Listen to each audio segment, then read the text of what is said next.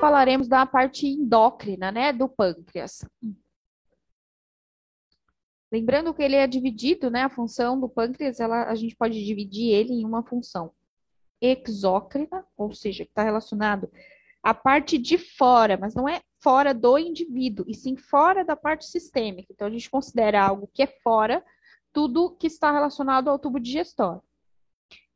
E existe uma função endócrina desse órgão, que está relacionado à parte de dentro, à circulação, né, algo interno. A função exócrina do pâncreas, ela está relacionada a uma fase da digestão, né? Então, o pâncreas ele é responsável pela liberação no primeiro segmento do tubo intestinal, no duodeno, de duas enzimas digestivas, que é a amilase e a lipase. Elas são liberadas no duodeno e, juntamente com essas duas enzimas, também existe uma relação dessa função exócrina do pâncreas, uma alcalinização do meio. Deixa eu ver se na próxima foto tem. Vamos relembrar um pouquinho da parte digestória, né, da fisiologia digestória.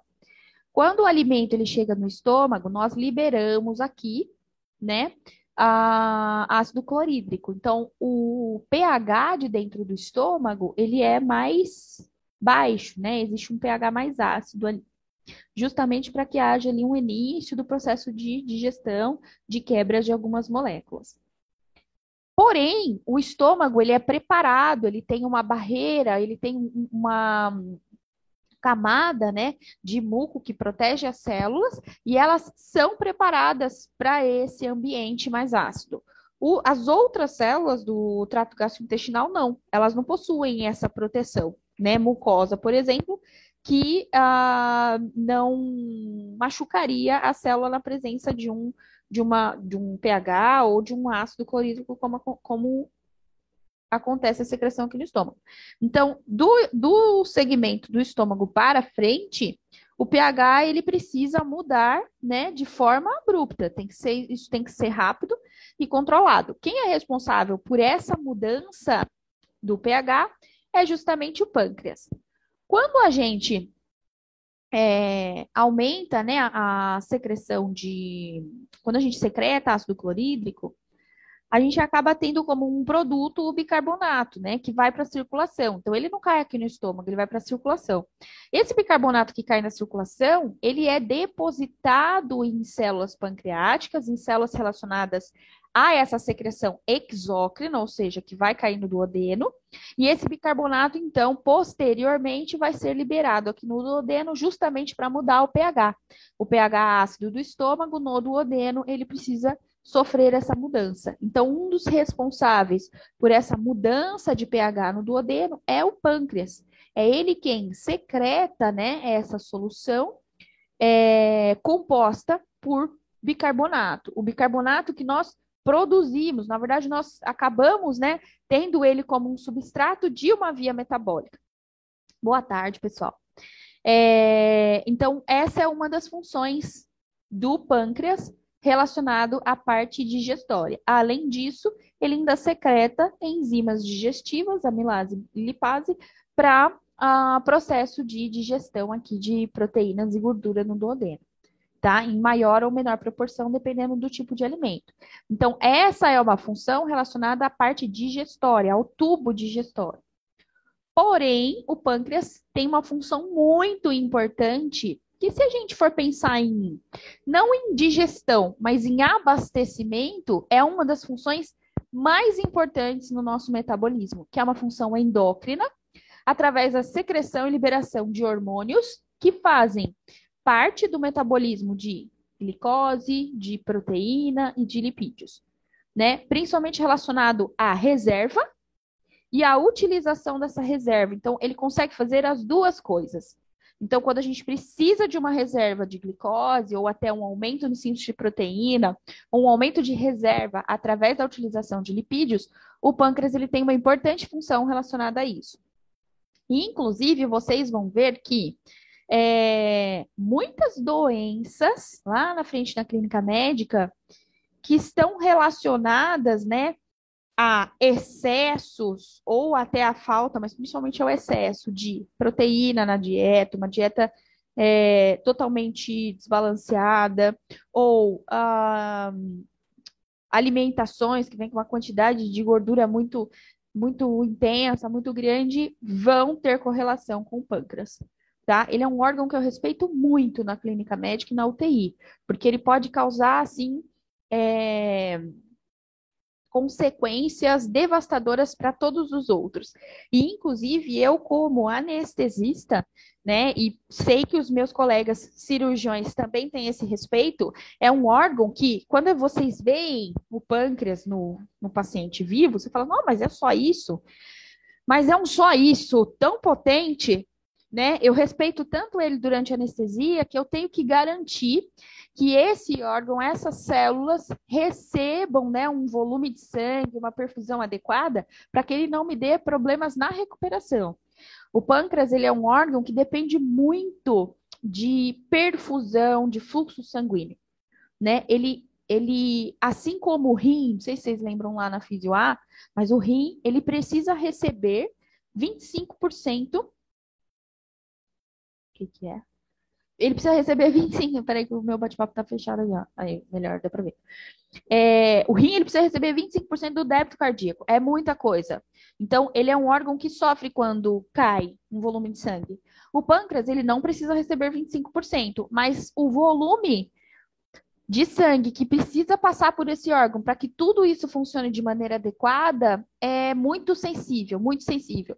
E principalmente quando a gente está falando desse grupamento aqui, ó, de células. Deixa eu ler o que a Alice falou, que eu fiquei curiosa.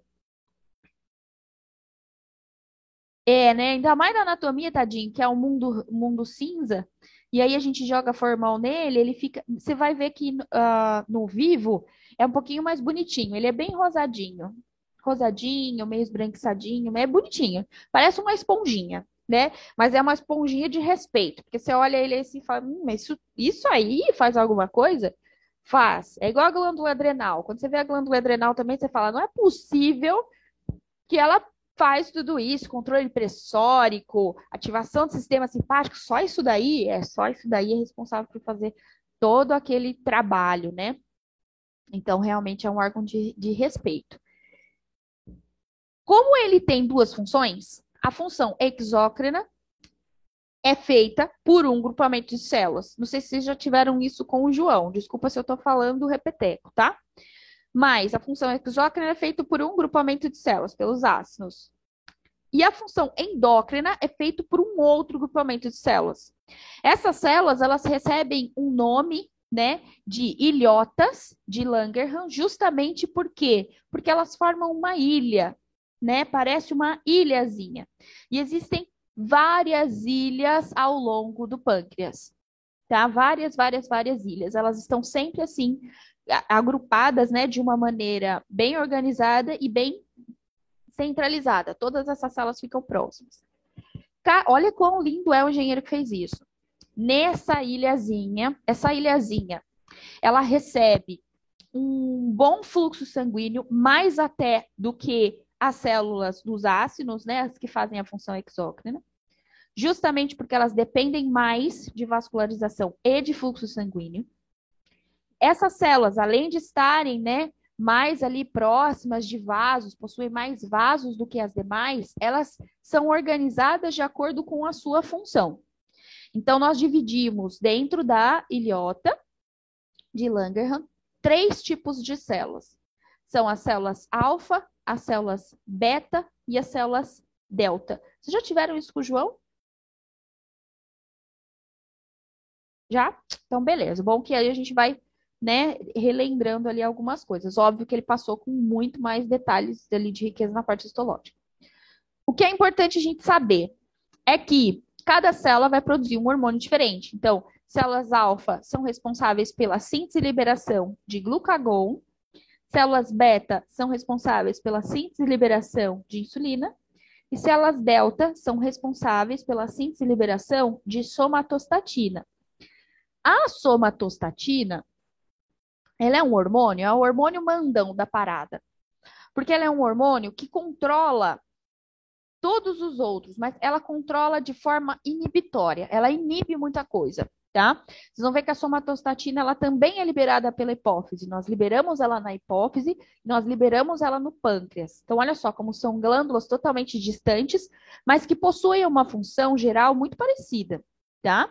Então, a somatostatina aqui, ela basicamente vai fazer uma função de controlar esses dois, de inibir um pouco esses dois, tá? Ela é meio que o pé no freio, para que a gente não se descontrole tanto. Hoje, o objetivo maior é que a gente foque no glucagon e na insulina, mas hora ou outra o nome da somatostatina vai entrar. Então, a gente acaba incluindo ela em muitos sistemas ali, em boa parte do funcionamento desse órgão.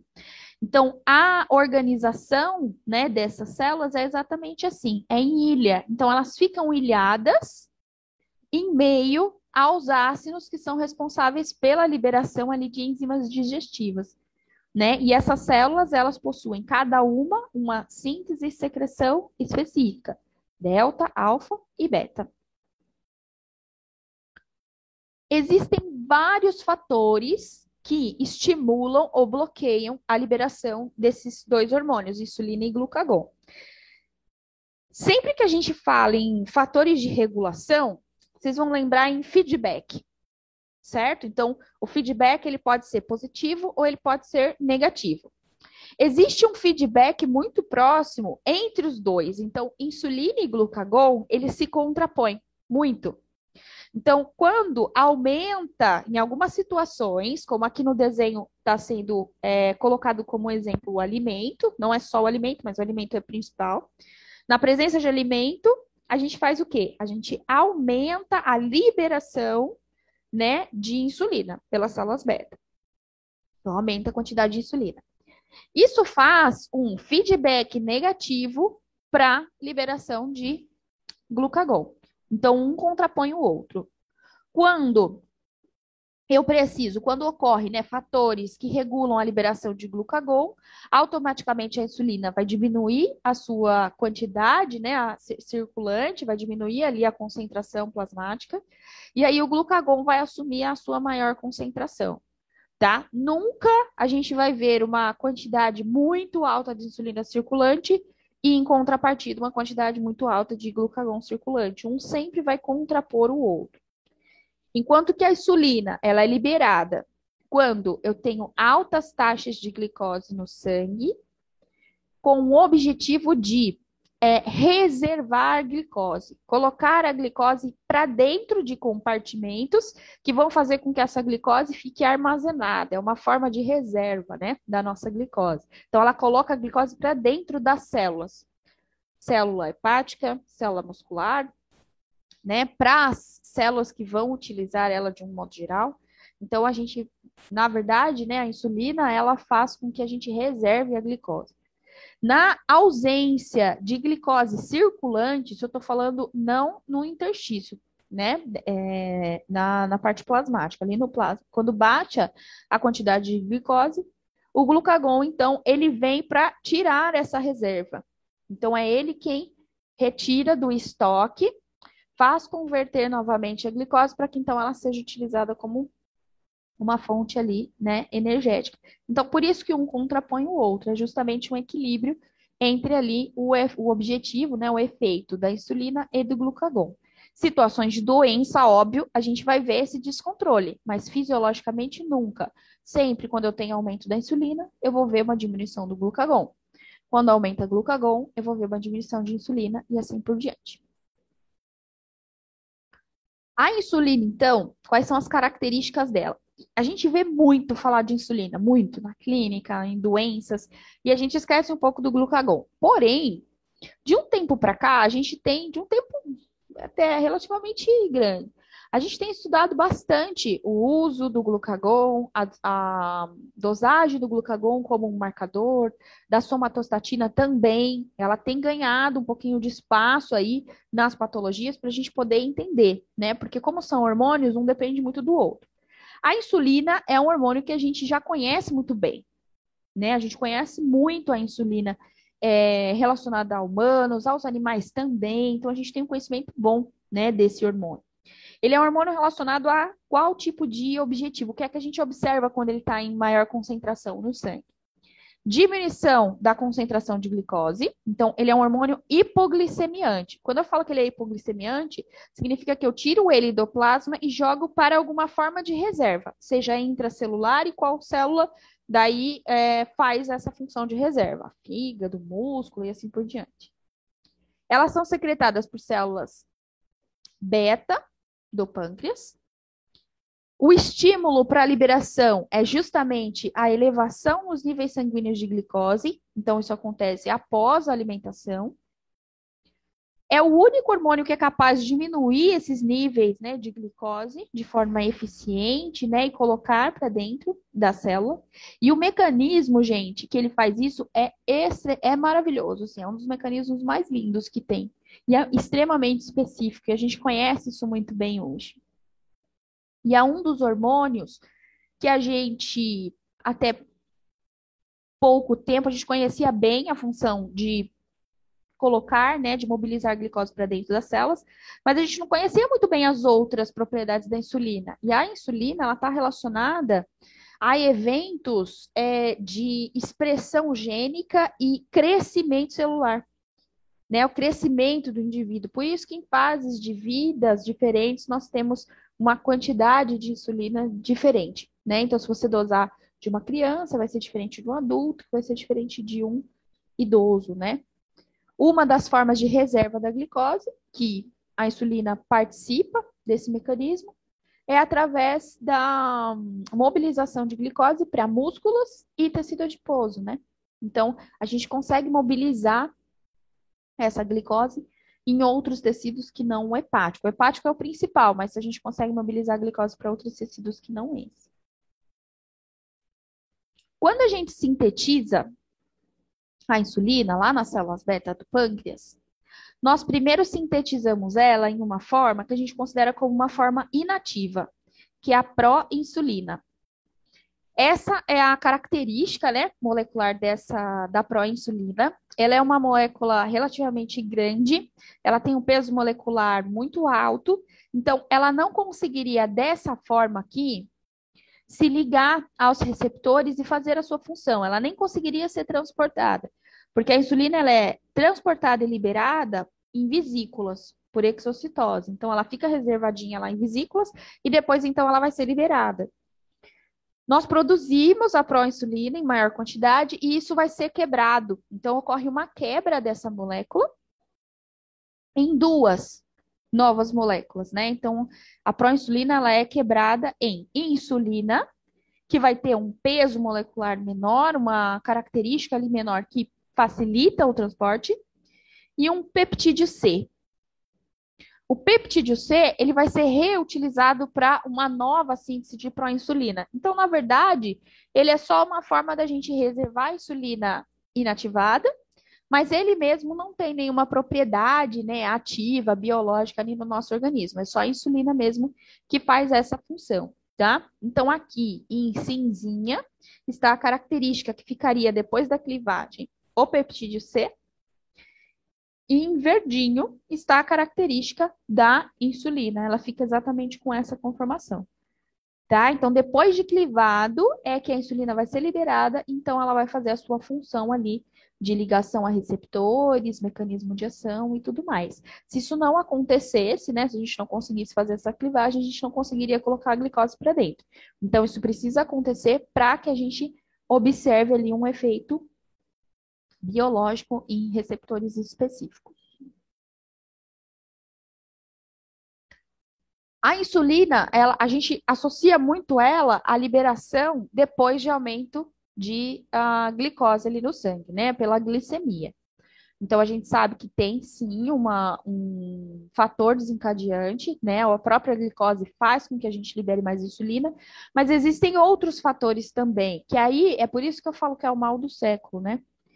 Porque a gente associa muito só a glicose. Fala assim, eu não vou comer doce porque eu não quero virar diabético, eu não quero ter nenhum problema, né? Relacionado ali ao pâncreas, ao pobrezinho do pâncreas.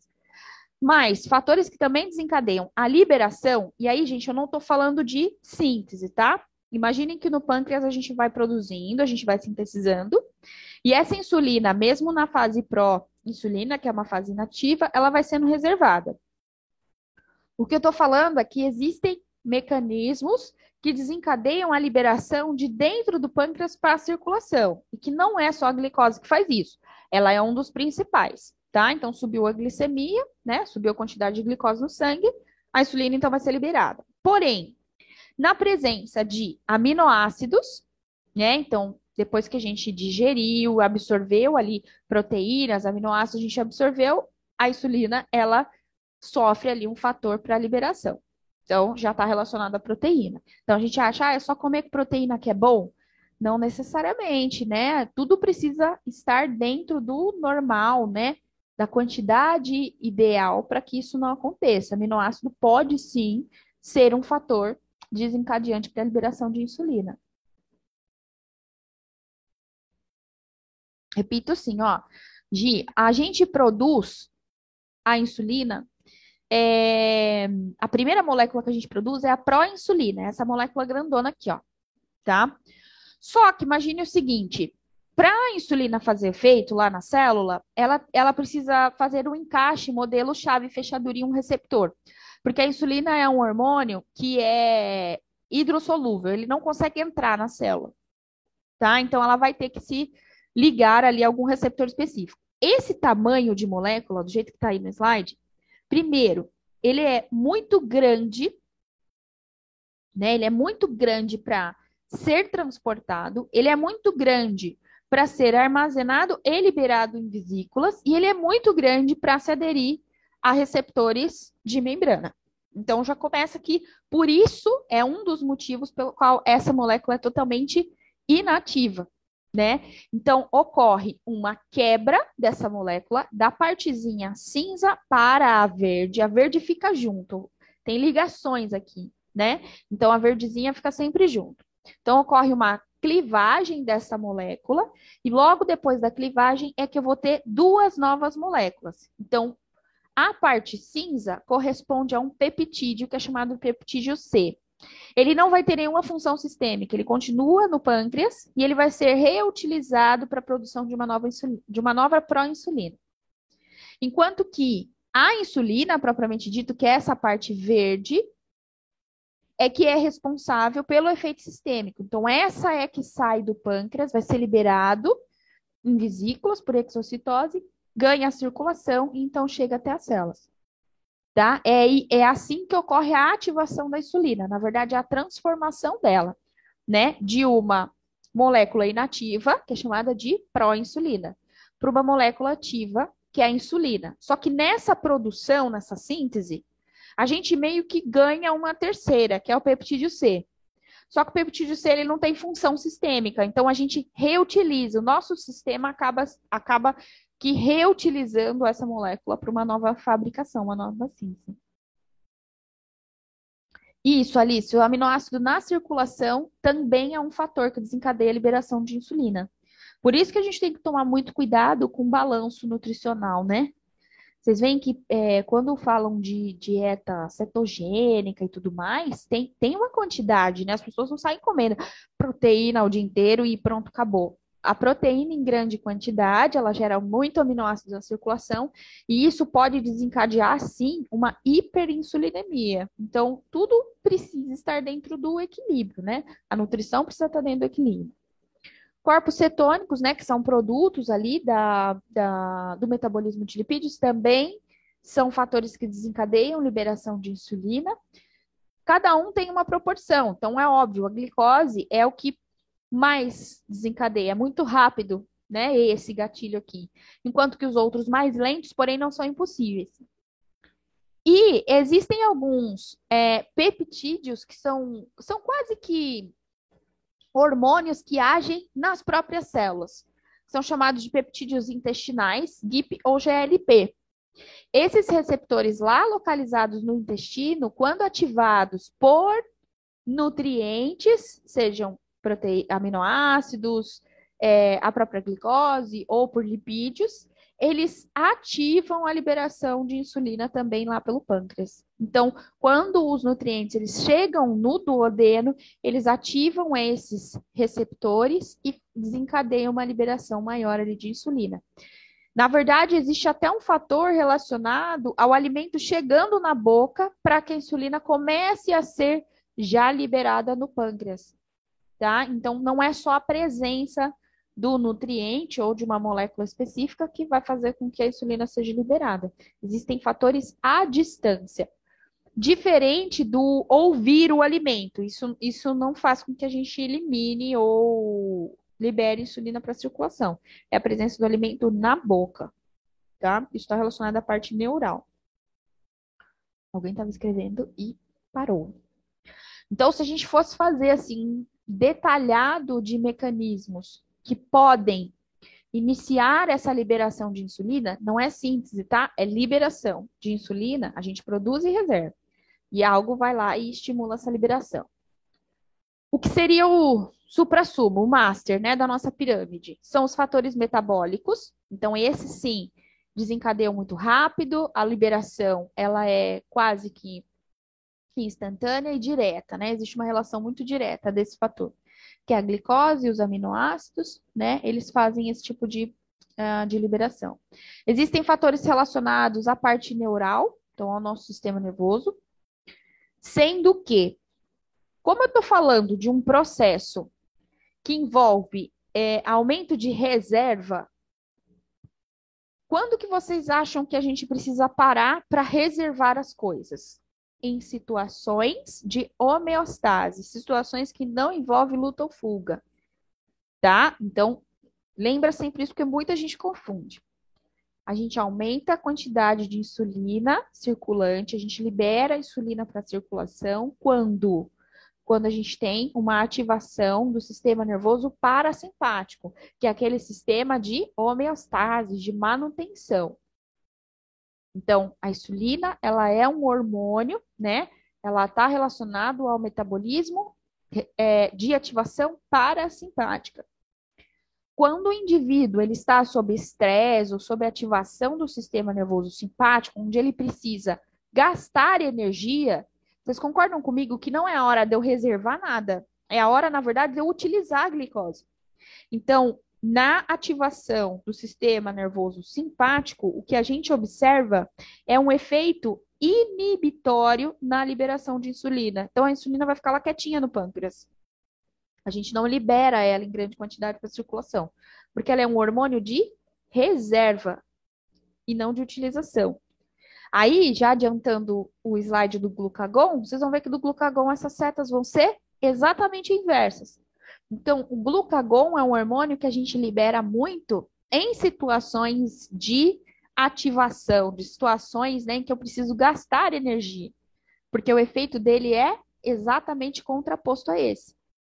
Então, quando eu quero obter glicose para que eu tenha, né, uma fonte energética, é o glucagon, que é o hormônio ali circulante em maior quantidade. Então, no exercício físico, se você coletar um sangue de um indivíduo que está fazendo exercício físico, o glucagon vai estar em maior concentração plasmática, enquanto que a insulina vai estar em menor concentração plasmática. E, inclusive, gente, essa é uma das explicações do porquê, né, que o exercício físico ajuda muito também na regulação de peso, na regulação metabólica. Não é só para perder, é só para perder gordura. Não, na verdade é para você regular, né? Porque coloque numa balança. Quem é que faz liberar a insulina? É comer, né? É botar a glicose para dentro do tubo digestivo. Quem é que faz eu utilizar essa glicose? É glucagon. Como é que eu libero o glucagon? Fazendo exercício físico, né? Então, eu preciso ter um equilíbrio entre isso. O que está acontecendo, né? De novo, o mal do século é que a gente está comendo mais do que se exercitando, né, gente? Eu não estou podendo muito falar, viu, gente? Eu estou muito insulínica demais.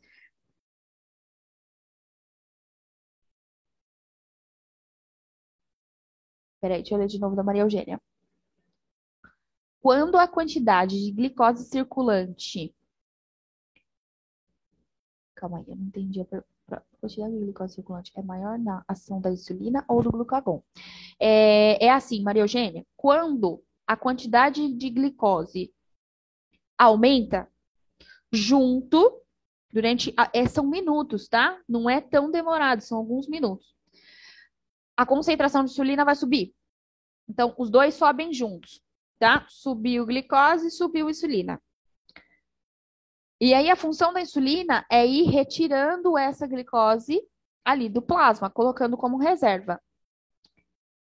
Chega um ponto em que a gente precisa inverter isso, senão a gente deixaria, nunca zera, né? Nunca vai zerar, mas chega um ponto em que baixa muito a quantidade de glicose, e aí o que é que vai acontecer? Vai inverter a concentração, tá? A quantidade de glicose, então, baixou, e o glucagon vai começar a subir. Junto com o aumento da concentração de glucagon na circulação, começa a acontecer um efeito hiperglicemiante de aumento da glicose na corrente sanguínea. Só que você tem que lembrar o seguinte: por que não é um gráfico muito estático, Maria Eugênia? Porque você precisa entender que isso envolve um tempo. Tá? Tem até um último slide, acho que eu vou lá para ele para vocês verem. Isso envolve um tempo, não é estático, aumenta um e sobe o outro, não necessariamente, tá? Se o glucagon está em maior quantidade, o que eu vou entender? Que eu estou começando a disponibilizar mais glicose na circulação, certo? Só que qual que é o objetivo disso? É eu usar essa glicose como uma fonte energética. Então, assim, nunca vai chegar num valor extremamente alto de glicose. Precisa ter um equilíbrio entre o que a gente está deixando disponível e o que a gente está conseguindo utilizar. Então, tudo é uma questão de equilíbrio. Se eu disponibilizo demais e não utilizo, você concorda comigo que vai chegar um momento em que vai subir demais? Isso só acontece se a gente ingerir demais. Então, o nosso organismo ele consegue regular muito bem quanto de insulina vai produzir, vai sintetizar e vai liberar, e quanto de glucagon vai produzir, sintetizar e liberar, tá? Então, ó, é basicamente esse um gráfico que a gente faria 3 traçados de acordo com cada hormônio e de acordo com um tempo, né? Porque você vai ver, ó, dependendo do tempo, esse gráfico vai mudar. Então, vamos considerar que aqui, ó, é um eixo, né, de concentração hormonal e um eixo de tempo. Eu me alimentei, acabei de me alimentar. O que é que acontece com o nível de glicose? Imagine que aqui é 0. Deixa eu pegar minha caneta, peraí.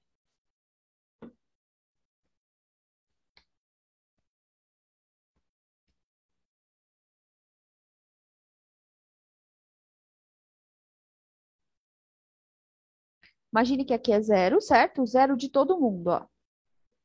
Aqui seria o 0 do glucagon.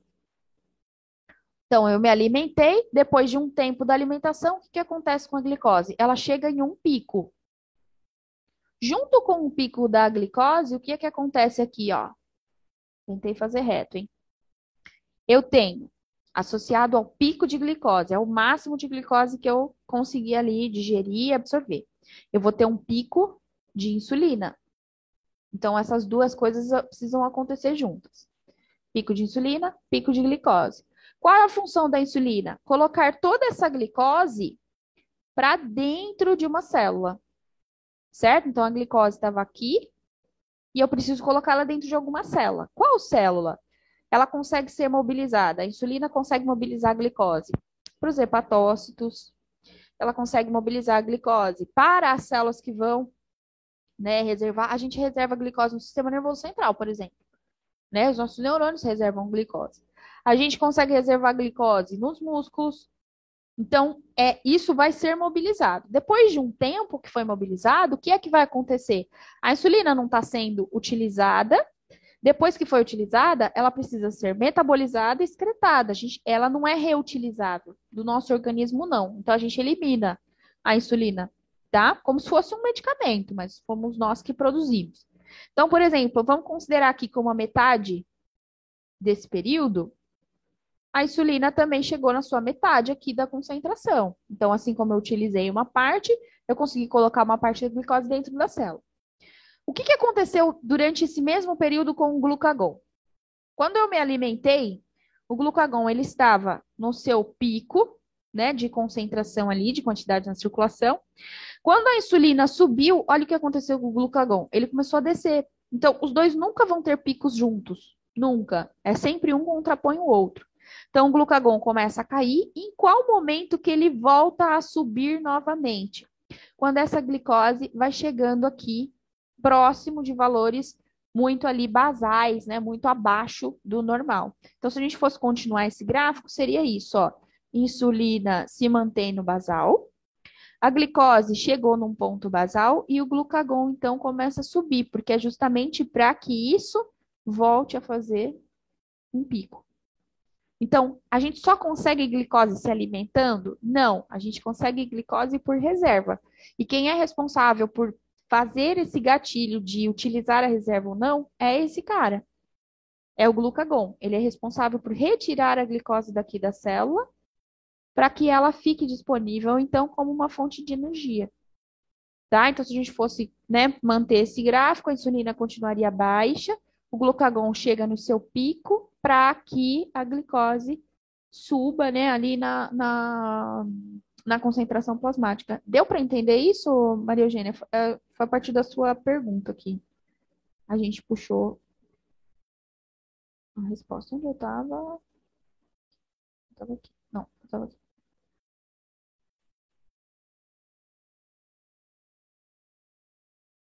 Fazer exercício físico em jejum. Tem alguma implicância nisso? Beatriz, eu não sou a melhor pessoa para falar de fisiologia do exercício, tá?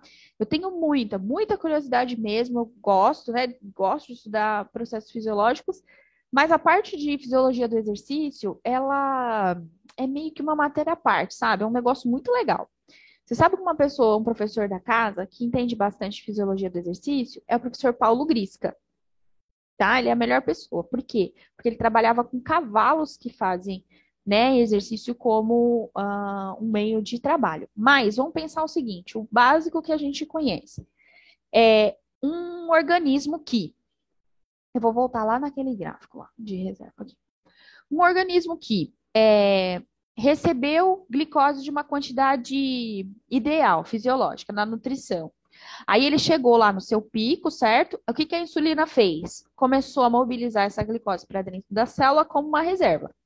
Então, nós temos reservas e nós temos bastante reserva de glicose. Então, nós temos reserva muscular, nós temos reserva no fígado, nós reservamos a glicose no fígado, nós temos reserva em outras células, né, de um modo geral, no próprio sistema nervoso central e tudo mais.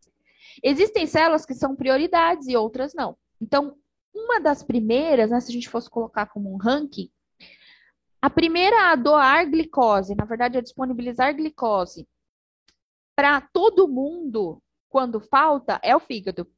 Então, por isso que a gente sempre tem que consumir glicose em uma quantidade fisiológica para que a gente tenha reserva. Então, fazer o exercício físico do jeito que você está falando em jejum não teria problema se a minha reserva estivesse ok, certo? Então, se eu trabalho com balanço, né, nutricional correto, eu tenho reserva, eu consigo fazer o exercício físico em jejum. Só que você concorda comigo que se eu estou falando para você que no exercício físico aumenta a quantidade de glucagon, quando eu chego aqui no pico de glucagon, o que é que vai acontecer com a minha curva de glicose? Eu vou aumentar ela, eu vou estar tirando mais glicose de dentro da célula. Se eu produzo muito glucagon, eu vou precisar de muito mais glicose na sua forma de reserva. Então, se eu não tenho, o que é que vai acontecer? Todo o meu sistema, seja muscular, esquelético, enfim, todo ele, até o neural, ele vai sofrer uma exaustão, né? Então, eu dei tudo que eu tinha de reserva e não tenho mais nada. Então, assim, por isso, não sei se você faz exercício físico, faz muito tempo que eu não vou, mas os professores geralmente pediam que a gente se alimentasse bem, de forma correta, antes de fazer alguns exercícios mais intensos. Então, geralmente, o que que o personal faz? Ele me corrige se alguém aqui trabalhar com isso e eu tiver no raciocínio errado, mas vamos pensar o seguinte: geralmente o que que ela fazia? Eu lembro que pelo menos a professora que nos acompanhava, ela falava assim: se hoje você vai fazer uma aula que é muito pesada, procure comer alimentos que tenham maior reserva, né, maior quantidade de glicose, justamente para que você tenha uma reserva. Não é gordura, nada disso, é de glicose. Então, tem alimentos que têm essa quantidade, né, ideal para determinados exercícios. Por isso que o pré-treino, ele é direcionado para o treino que você vai fazer. Então, se ele é de alta intensidade, eu vou usar um tipo de nutriente. Se ele é de baixa intensidade, eu vou usar outro, entendeu? Justamente por causa disso. Porque para que você não use 100% a sua reserva e para que você tenha reserva, né, antes. E outra coisa, existe um tempo que você precisa respeitar entre a alimentação e o início do exercício. Isso não está relacionado só ao peso de estômago, nada disso, e sim a esse gráfico. Porque adianta eu começar o meu exercício no meu pico de concentração ali de glicose, na hora que a insulina vai começar a fazer efeito? Não. Então eu preciso respeitar esse tempo, né, da alimentação e do início do exercício físico, por causa desse gráfico. Você come um dia antes, então provavelmente você tem um balanço, né, energético, você reserva bem a quantidade de glicose, para que no dia seguinte você tenha um pico na quantidade de glucagon e você tem reserva suficiente para utilizar. Porque se você fizer o exercício físico e você não tem reserva, pode ver que você não aguenta o treino até o final. Aqueles shakes, aqueles pré-treinos são justamente direcionados para isso, né? E geralmente os personagens, eles tentam direcionar, né? Ó, nesse dia você vai tomar isso, nesse dia você já não vai tomar isso. Então, tudo aquilo é, foi feito, né? E manipulado para cada tipo de treino. Os próprios hormônios também são fatores que desencadeiam a liberação de insulina. E aí aqui a gente vai ver os feedbacks, né? Então, quando o glucagon está em alta concentração, ele diminui a quantidade de insulina circulante. Então, eles nunca vão estar em maior concentração. A somatostatina, ela inibe também a liberação de insulina. E a gastrina e a secretina aumentam a liberação de insulina. Tá? Então, existem fatores hormonais que estão relacionados também a essa liberação ou início, né, da liberação ali de insulina. Bom, como a glicose é o que faz a maior parte aí dessa cadeia, né, de liberação da insulina, então eu coloquei aqui como um exemplo como que isso acontece lá nas células beta do pâncreas. Existem receptores nas células lá pancreáticas, na célula beta do pâncreas, que são chamados de GLUT2. Então, tudo que começa com GLUT geralmente está relacionado à glicose ou à insulina, mais a glicose, né? Que são proteínas de membranas específicos para o transporte de glicose. Então, lá nas nossas células beta do pâncreas, existem receptores chamados de GLUT2. Esse receptor, então, ele permite a entrada de glicose dentro da célula. Essa glicose dentro da célula, dentro das células beta, ela vai fazer com que haja uma ativação de ATP, ativação e produção, né? Aumento de ativação e produção de ATP intracelular. E esse ATP, ele é utilizado para um segundo transportador. Então, a gente falou de um primeiro transportador, que é o transportador de glicose, para dentro da célula, GLUT2. 1 ou 2, é que o 2 é muito mais proporção em relação ao GLUT1. Esse ATP agora produzido dentro da célula, ele vai servir de substrato para a abertura de um segundo canal. Um canal que a gente chama de canal de vazamento para potássio. Só que toda vez que a gente fala em canal de vazamento para potássio, ele é inverso. Ao invés de deixar entrar, ele vai deixar o potássio sair. Porque o potássio ele está em maior concentração dentro da célula em relação ao meio externo. Tá? Então, a gente tem muito mais potássio dentro da célula em relação ao meio externo, ao leque.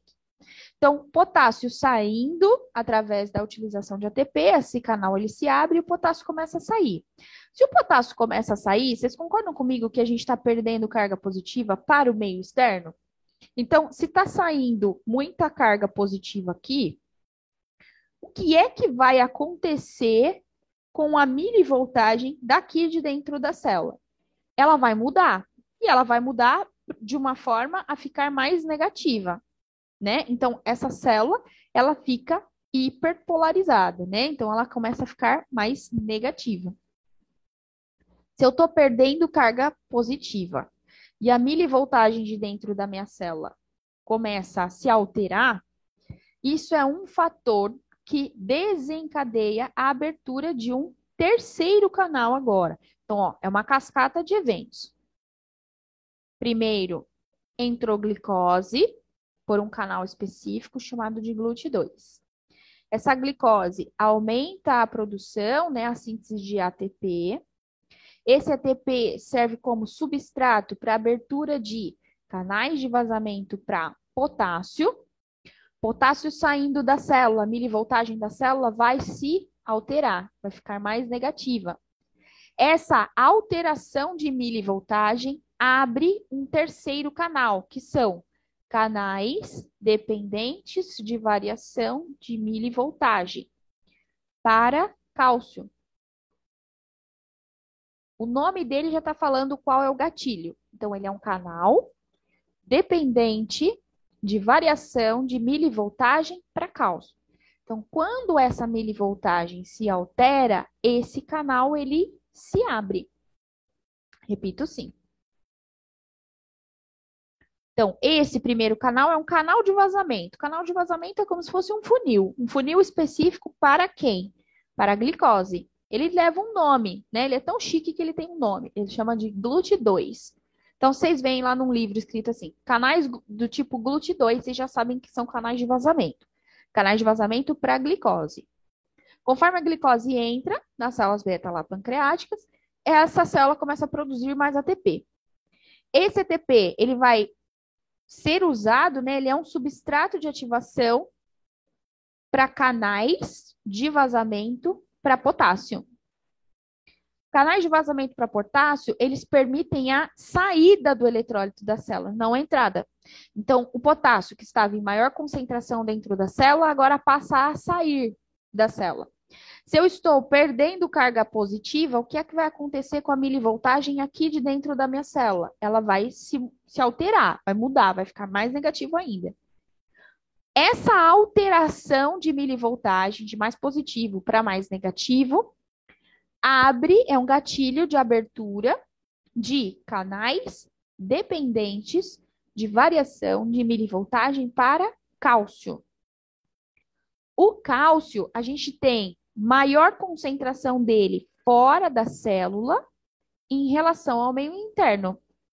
E um local dentro da célula que a gente tem muito cálcio são em organelas, no retículo endoplasmático. Tá? Então, como eu estou falando de entrada de cálcio, ele está vindo do meio externo para o meio interno. Aqui dentro, no citossol, ele é responsável por um efeito, né, biológico. Qual é esse efeito biológico? Na célula pancreática. O cálcio em maior concentração dentro da célula promove o transporte, a liberação das vesículas contendo insulina. Então, lembra que eu falei para vocês, não é que a glicose estimula a produção de insulina. A gente já produz insulina e a gente mantém ela aqui, ó, em vesículas. Então, a gente reserva ela em vesículas. Só que elas não conseguem ser mobilizadas para cá e ser eliminadas para a circulação. Quem é que faz esse gatilho, né, essa ativação na liberação de insulina, é o aumento na concentração de cálcio intracelular.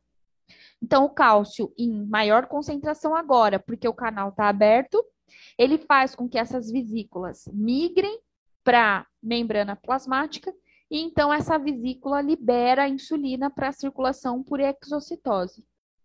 Então, quando a gente fala em vesícula, é uma estrutura muito parecida com a membrana plasmática. Então, ela se adere aqui à membrana plasmática, liberando a insulina para a circulação. Tudo bem esse mecanismo? Deu para entender? Se não, eu repito, tá? Eu faço de novo, desenho de novo, não tem problema.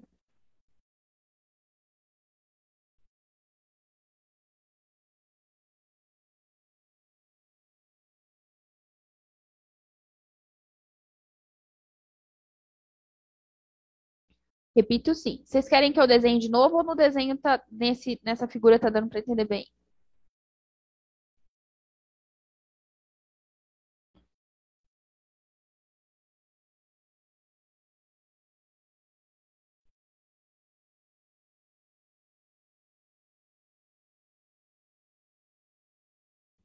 Beleza. Então vamos passo a passo, tá? Mecanismo por mecanismo. Eu vou colocar os numerozinhos aqui. Então, ó, primeiro fator, primeiro mecanismo. Quando aumenta a quantidade de glicose na circulação, essa glicose, ela consegue entrar em células lá, células beta-pancreáticas. Através do quê? Através de canais de vazamento específicos para a glicose, que são chamados de GLUT2. Quando a glicose entra na célula, no meio intracelular, essa glicose, ela faz, então, um aumento na produção, na quantidade de ATP intracelular. O ATP, ele é uma fonte de energia, uma fonte para que algumas ações comecem. Dentro da célula aqui pancreática, das células beta, o que é que acontece com esse ATP? Ele é mobilizado e utilizado em canais de vazamento para potássio.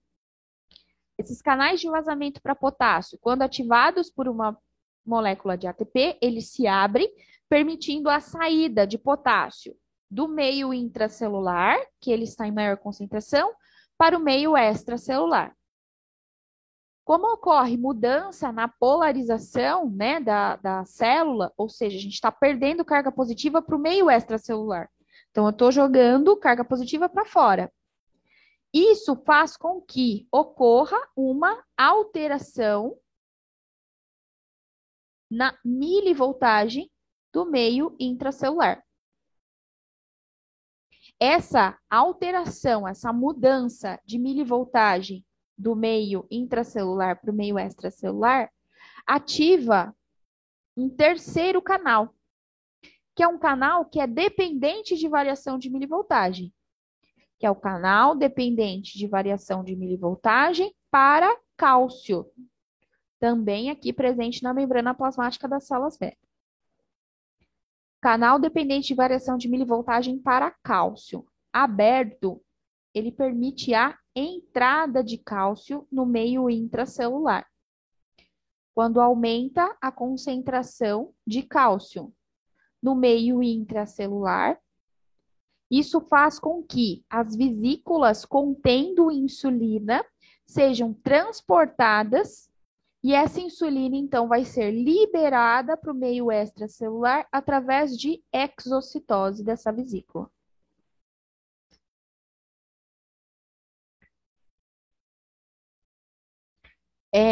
Esse é um mecanismo de ação para a liberação da insulina.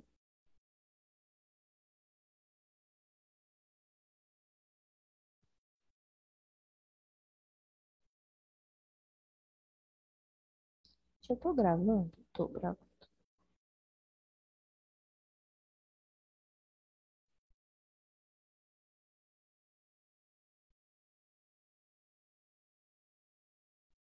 Beleza? Precisar, eu repito, tá?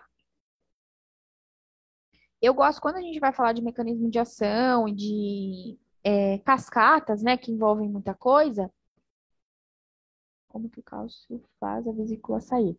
Na verdade, o cálcio, ele funciona como um ativador desse transporte. Então, é a presença dele no meio intracelular que ativa o transporte, a liberação da insulina por essas vesículas. Então, é só o fato dele estar aumentado que ele faz com que essa vesícula seja transportada e eliminada ali para o meio extracelular. A gente não tem tanto cálcio no citosol, a gente tem muito cálcio no meio extracelular e a gente tem muito cálcio de reserva no retículo endoplasmático liso, né?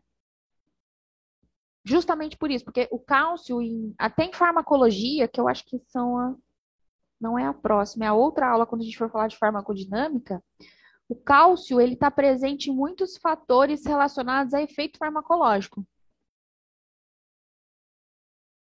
porque ele desencadeia essa resposta, essa ativação intracelular. Ele é um eletrólito, né, que ativa muitas funções no meio intracelular. É a presença dele, diretamente dele, é que faz esse transporte.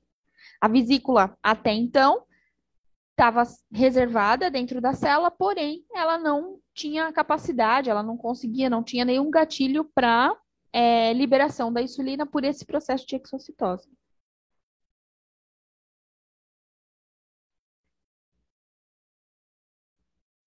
Beleza até aqui?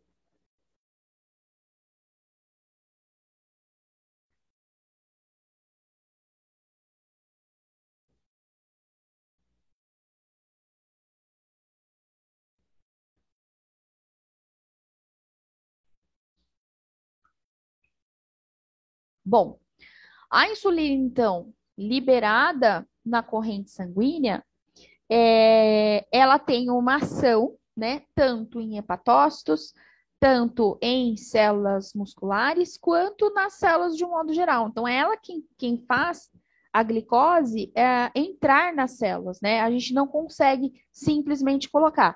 Esse receptor, esse canal aqui, GLUT2, ele é específico de células beta pancreáticas. Tá? Então, a gente não tem, por exemplo, o GLUT2 em todas as células. Não, isso é específico para fator de liberação. Tá? Então, só existe canal do tipo GLUT2 nessas células, nas células beta-pancreáticas. Nas células, de um modo geral, a gente precisa meio que fabricar um canal para que a glicose consiga entrar. Tá? Então, vamos simular aqui. O que seria uma célula, né, de qualquer sistema, seja hepatócito, seja um miócito, né, uma célula muscular, como uma célula que precisaria dessa glicose. O que a gente sabe, a gente conhece muito bem, é como é que essa insulina ela age, né, fazendo com que a glicose entre.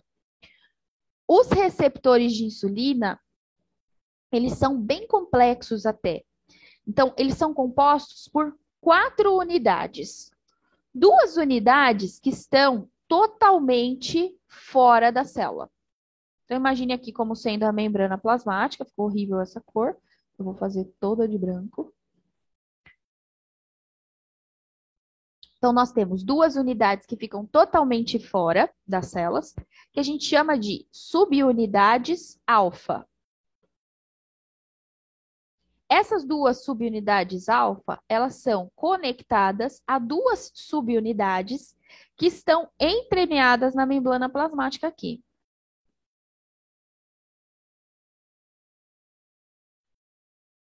Que elas não têm tanto acesso ali ao meio externo, que são 2 subunidades beta. Então, 2 subunidades alfa e 2 subunidades beta.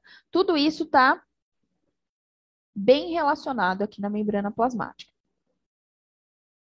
Associada a essas unidades entremeadas aqui na membrana plasmática, eu tenho no meio intracelular, então entende-se que aqui é o interno e aqui é o meio externo. Em todas as células, todas.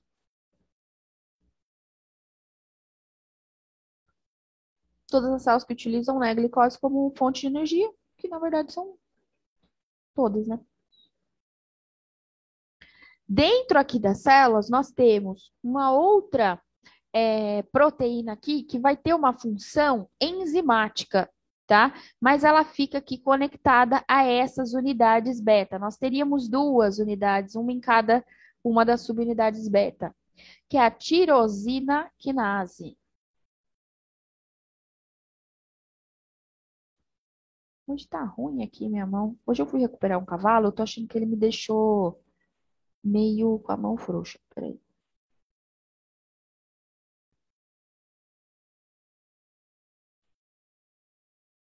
Aí eu não consigo escrever.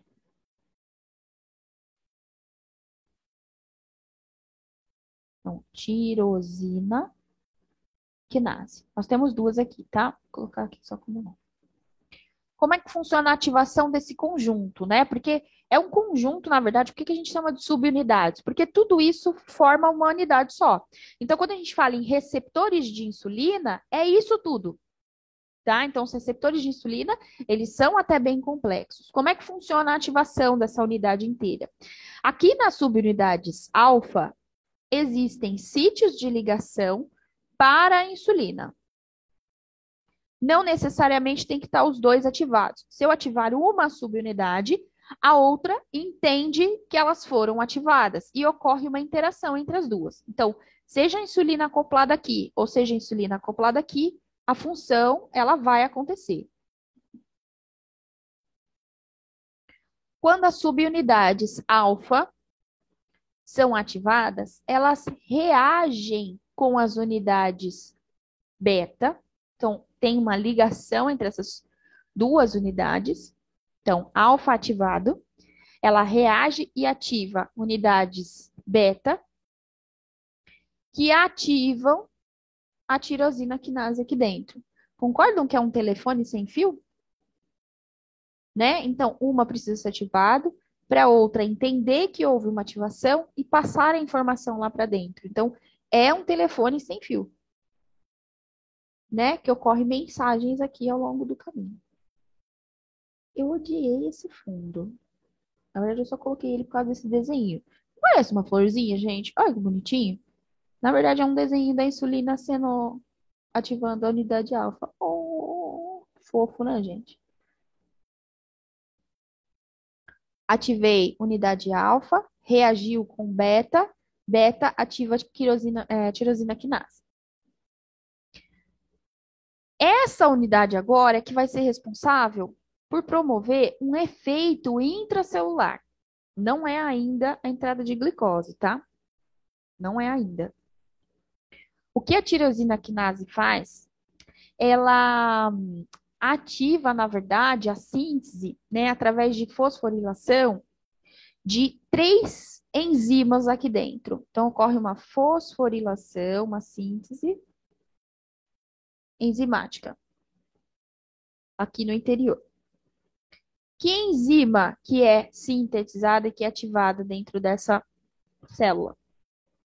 As IRS. Eu acho que meu desenho não vai dar. Eu vou tentar. Então, são enzimas intracelulares. Quais IRS que nós temos? Nós temos IRS do tipo 1, do tipo 2 e do tipo 3. Essas três, independente do número que é, elas são responsáveis por um efeito biológico dentro da célula, tá? Eu vou falar o que que é cada uma. Então, olha quão distante é esse telefone sem fio. A fosforilação, na verdade, é uma reação para síntese e ativação de enzimas, tá? É como se elas não estivessem 100% formadas ainda. Então, a tirosina quinase, ela é responsável pelo esse início de fabricação, de síntese dessas três enzimas, tá? As três em mesma proporção. O que vai ser diferente é o tipo de célula. Então, tem células que vão produzir mais IRS1, outras 2 e outras 3.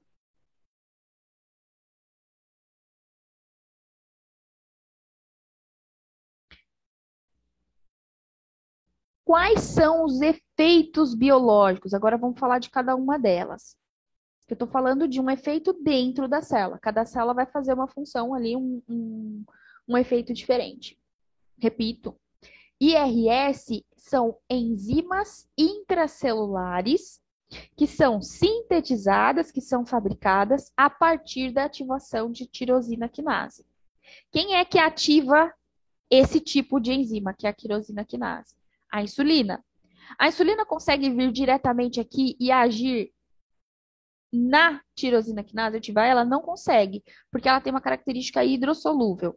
Então, ela precisa de alguma forma sinalizar essa ativação. Então, através do acoplamento aqui, né, da insulina com receptores que estão mais externamente, que são unidades alfa.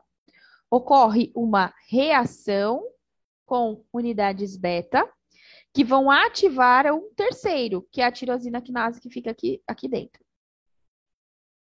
A tirosina quinase, então, ela se desprende dessa unidade e aqui no citossol ela inicia esse processo de síntese através de fosforilação de IRS.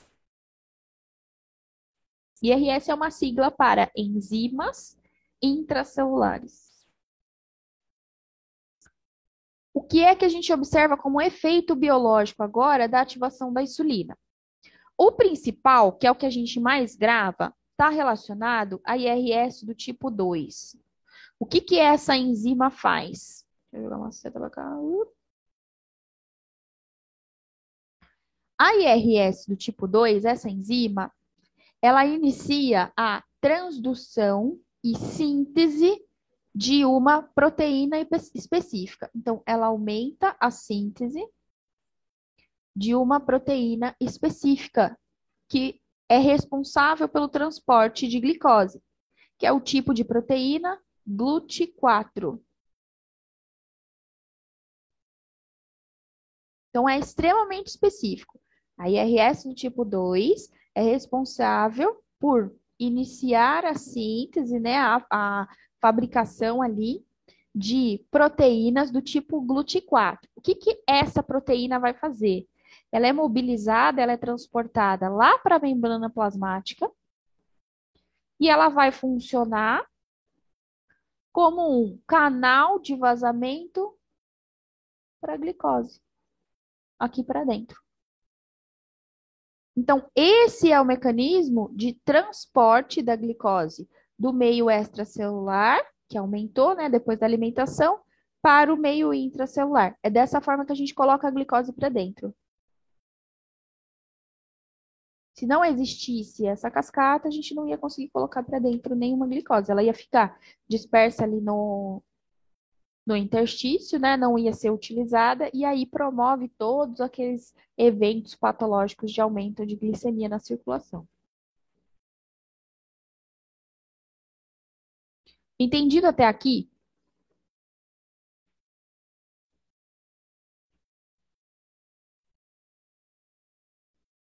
É uma cascata de evento, né? Se alguém falhar, todo o resto não acontece. Quando a gente fala de reação enzimática, né, vocês precisam lembrar que as enzimas, muitas vezes, elas são um gatilho, né, para um início de uma nova reação. Aqui, o que é essa enzima intracelular, a IRS2, faz? Ela ativa uma síntese, né, a fabricação de uma nova proteína. Nós não temos tanta GLUT4 assim na membrana plasmática. Ela nem dura por muito tempo, né? Ela não é, por exemplo, uma proteína que fica aqui a vida toda. A gente produz e vai para o resto da vida? Não, né? Depois ela é inutilizada, essa proteína ela é reutilizada para síntese de novas. Então, ela só vai funcionar enquanto eu tiver essa ativação aqui.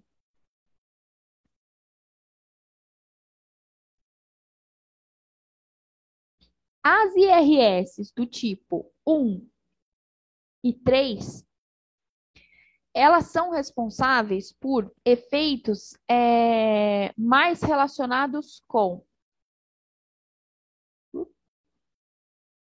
crescimento celular. Então, olha só que legal que é. A gente associa a insulina só à glicose, né? Não é bem assim.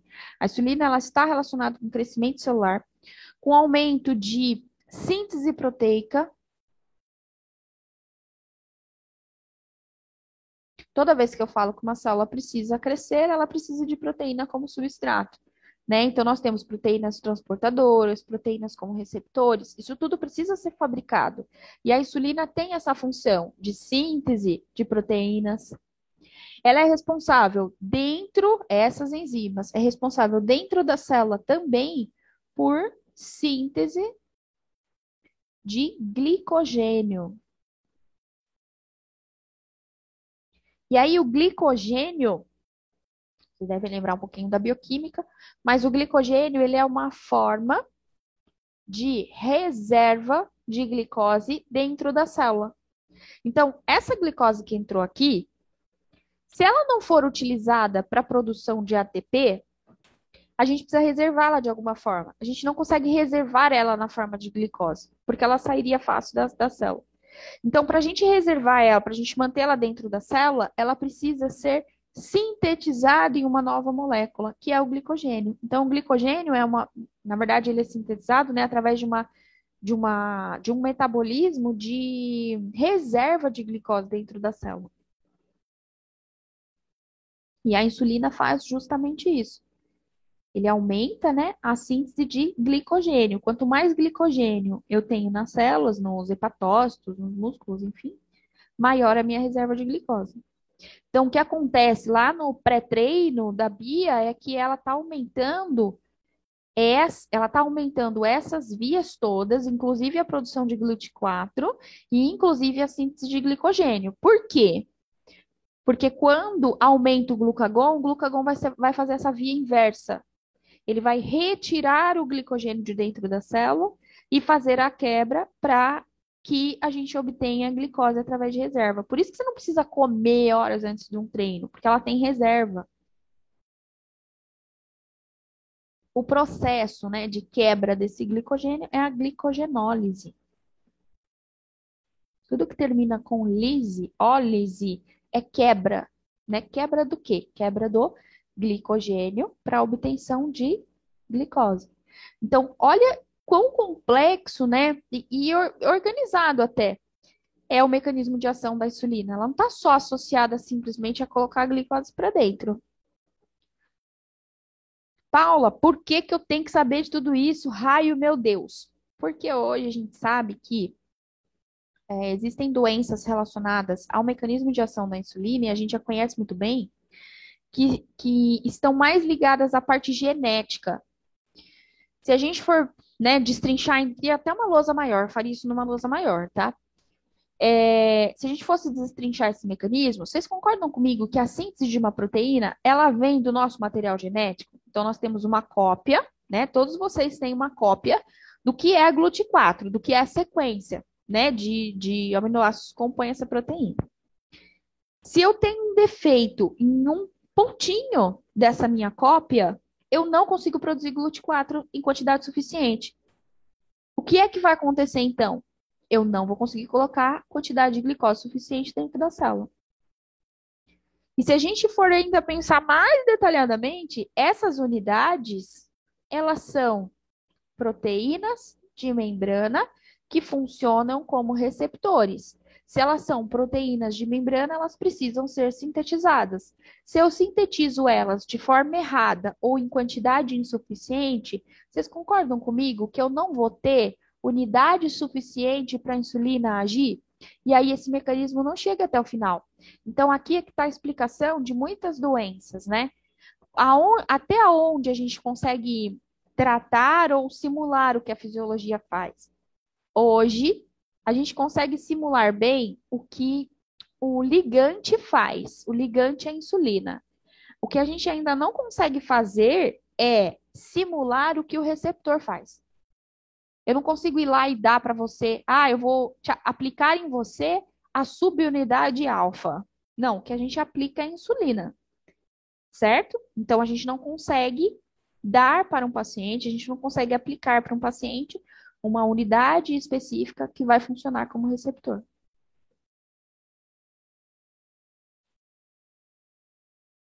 Espera aí rapidinho, gente.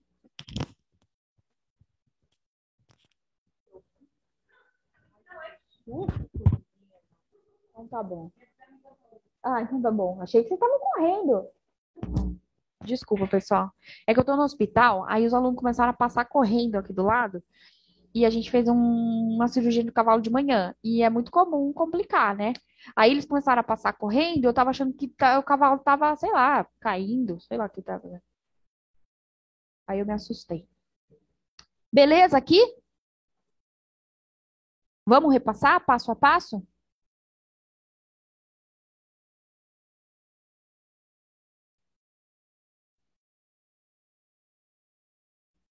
Ou vocês estão quietos copiando, ou vocês estão quietos assistindo Lagoa Azul.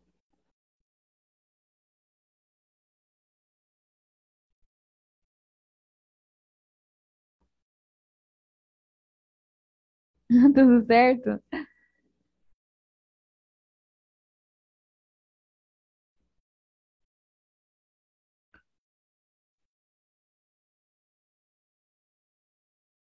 Então vamos lá. Lá na nossa célula, membrana plasmática, ficou torta pra caramba, mas não tem problema. Nós temos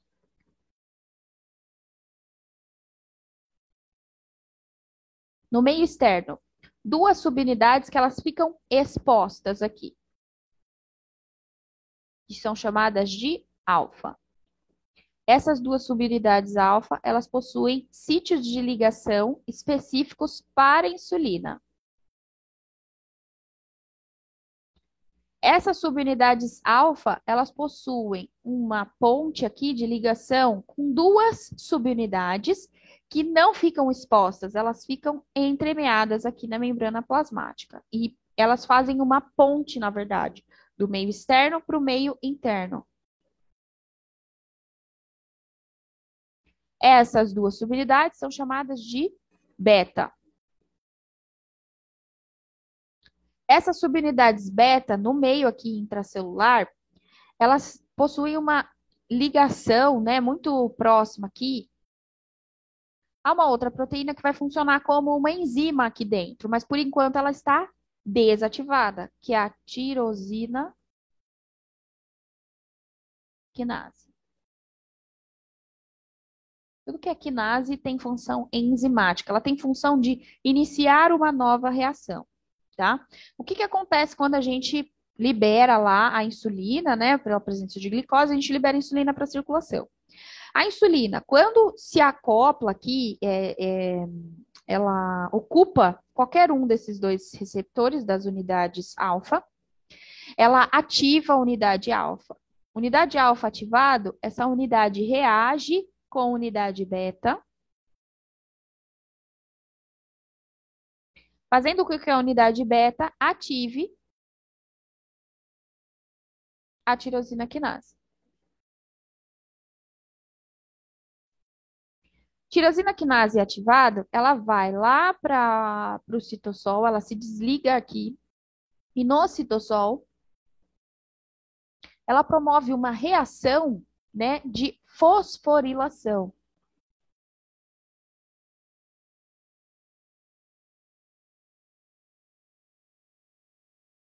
De três novas enzimas intracelulares, que são chamadas de IRS.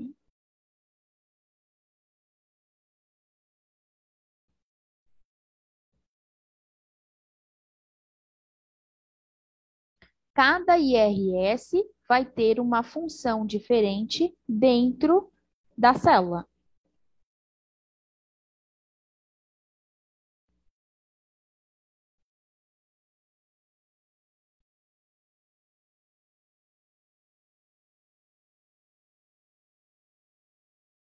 Vou começar pela IRS, que a gente considera não mais importante, mas a que a gente melhor conhece, né? Até então. A mais antiga, na verdade, a que a gente conhecia mais até então. Que é a IRS do tipo 2. O que é essa IRS do tipo 2? Ela é uma enzima. Essa enzima, ela promove uma síntese, né, um aumento ali da transdução e fabricação, síntese, de uma proteína específica. Então, ela aumenta a síntese proteica, mas é uma proteína muito específica, que vai funcionar como um canal de vazamento. A IRS do tipo 2 sintetiza proteínas que funcionam como um canal de vazamento específico para a glicose, que é chamado de GLUT4. Então, a GLUT4 é que é responsável por mobilizar a glicose do meio extracelular para o meio intracelular. É dessa forma, é nesse mecanismo que a gente coloca a glicose para dentro das células. A glicose dentro da célula, ela precisa ser reservada de alguma forma. A forma em que a gente reserva a glicose dentro da célula é através do glicogênio. Então, a gente precisa promover essa reação aqui, essa transformação de glicose para glicogênio. Quem são responsáveis por essa reação dentro das células são outras enzimas intracelulares, IRS do tipo 3 e IRS do tipo 1. IRS do tipo 1 e do tipo 3, além de aumentar a síntese de glicogênio, elas também promovem dentro da célula aumento do crescimento celular e aumento da expressão de genes, né, para novas proteínas. Quanto mais canais de vazamento, quanto mais receptores tem uma célula, mais madura ela é e melhor ela vai fazer sua função. Aí cada célula vai ter uma expressão gênica específica. Mas em todas elas a insulina consegue promover isso. Repito, ó, a enzima intracelular do tipo IRS2, ela é responsável, ela é bem específica. Ela é responsável por lá no nosso núcleo. Então, lá no núcleo da célula, nós não temos uma cópia do nosso DNA. Então, essa enzima, ela é responsável por vir aqui no nosso núcleo e copiar um fragmento, uma parte específica. Então, ela faz um RNA mensageiro e tudo mais. Aí é que a gente vai sintetizar uma proteína. Então, qual é a proteína específica que vai ser produzida, que vai ser sintetizada quando a gente produz IRS do tipo 2? Proteínas que funcionam como um canal de vazamento para a glicose. Ela tem um nome, é chamada de GLUT4. Então, GLUT4 é uma proteína que funciona como um transporte de glicose do meio extracelular para o meio intracelular. É assim que a gente coloca a glicose para dentro. Sem GLUT4, em qualquer célula, a gente não conseguiria colocar a glicose para dentro.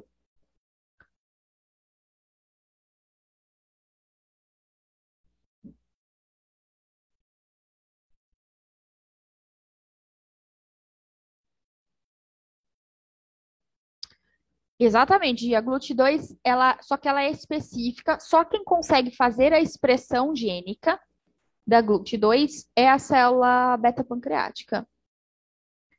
Por exemplo, o hepatócito não tem GLUT2, um hepatócito tem GLUT4.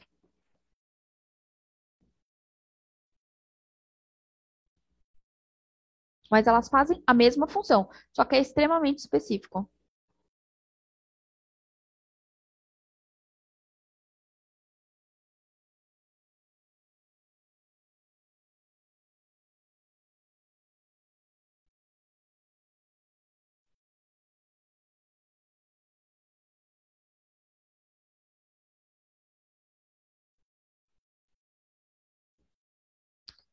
Deixa eu ver o que que seria. Eu vou só terminar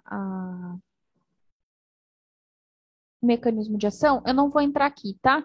Em metabolismo ainda, porque senão é muita informação. Eu sei que quando eu entro em mecanismo de ação, é bastante coisa, assim, né? Pra gente escrever e tudo mais. O que eu sempre indico vocês, mas se vocês quiserem, eu posso até colocar como scanner. Eu sei que tá difícil a utilização de livros, né, para vocês agora, ainda mais na pandemia. Mas eu consigo escanear, igual eu fiz do digestório, sabe? Da, dos livros de fisiologia, porque mecanismo de ação, ele tem que ser desenhado, ele tem que ser escrito e ele tem que ser entendido, né? Não adianta você olhar uma foto, por isso que eu não gosto, podem ver que eu não coloco muito isso aqui, ó, nas minhas aulas. Eu não gosto, porque quando eu estou explicando, o aluno se perde, ele está lendo lá o final, né? Ele está lendo lá que cálcio ativa, lá.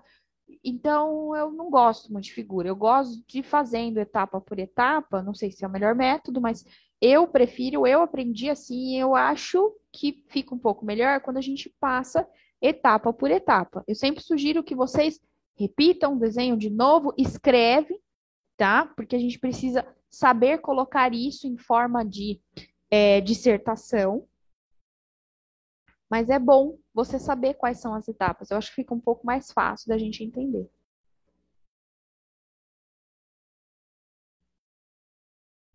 Se você colocar esse mecanismo na internet, vocês vão ver que tem tem muitas cascatas, tem muitas reações assim que envolvem uma parte muito. Vocês vão achar isso aqui extremamente detalhado e vocês vão achar isso aqui extremamente simples, tá? Então, por exemplo, tem fotos que eu não gosto muito. Tem um único receptor e a insulina acoplada. Eu particularmente não gosto, porque na verdade a gente conhece hoje que são 4 unidades.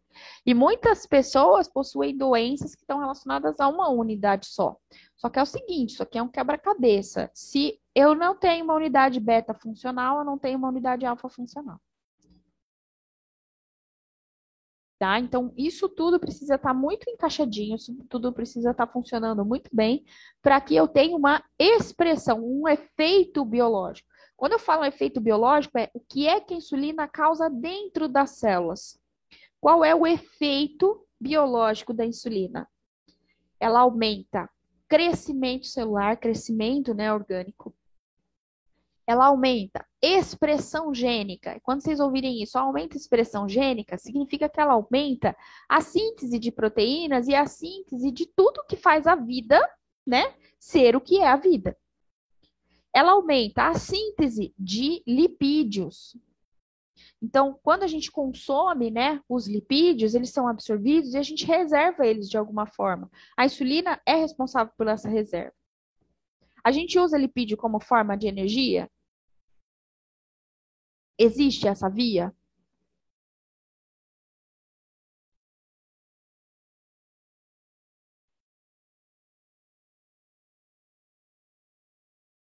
E aí, pare de assistir Lagoa Azul, falem comigo.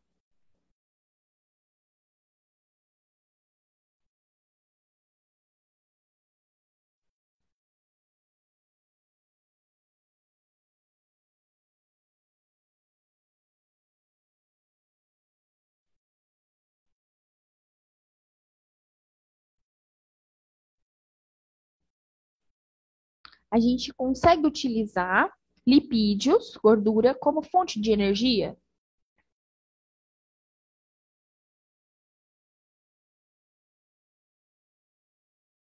Consegue, né?